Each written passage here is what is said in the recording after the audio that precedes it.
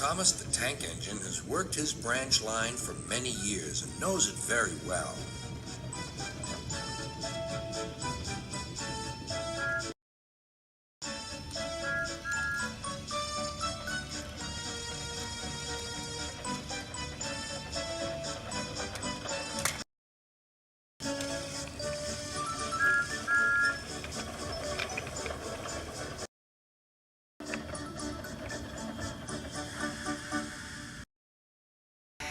You know just where to stop, Thomas, laughed his driver. You could almost manage it without me.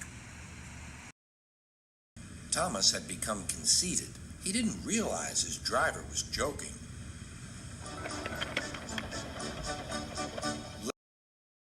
Later, he boasted to the others. Driver says I don't need him now. Don't be so daft, snorted Percy. I'd never go without my driver, said Toby earnestly. I'd be frightened. Huh, boasted Thomas. I'm not scared. You'd never dare. I would then. You'll see. The next morning, the firelighter came. Thomas drowsed comfortably as the warmth spread through his boiler. Percy and Toby were still asleep.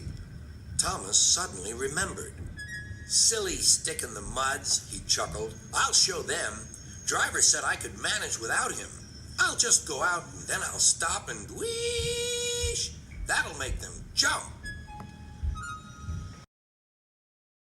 Thomas thought he was being clever, but really he was only moving because a careless cleaner had meddled with his controls. Soon found his mistake. He tried to whee, but he couldn't. He tried to stop, but he couldn't. He just kept rolling along. He didn't dare look at what was coming next. There was the station master's house. The station master was about to have breakfast. Horrors, cried Thomas, and shut his eyes. The house rocked, broken glass tinkled, plaster was everywhere. Thomas had collected a bush on his travels. He peered into the room through its leaves. He couldn't speak. The station master was furious. His wife picked up her plate. You miserable engine, she scolded. Just look what you've done to our breakfast. Now I shall have to cook some more. She banged the door. More plaster fell. This time it fell on Thomas. Thomas felt depressed.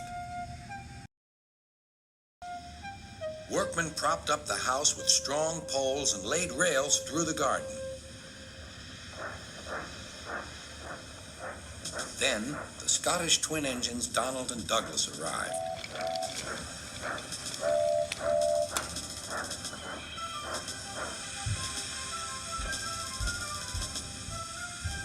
Dinna fash yourself, Thomas. We'll soon have you back on the rails, they laughed.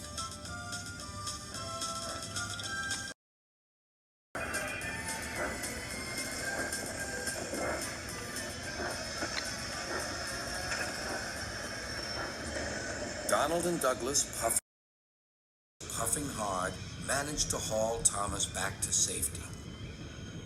Bits of fencing, the bush, and a broken window frame festooned his front, which was badly twisted. The twins laughed and left him.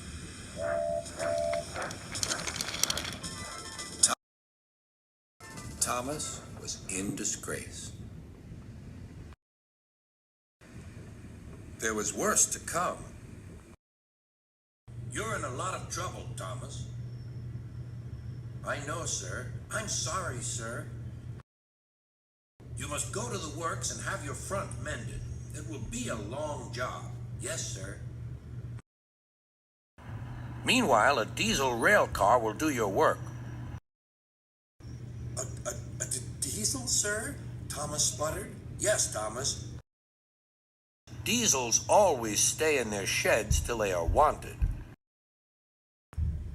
Diesels never gallivant off to breakfast in station masters' houses.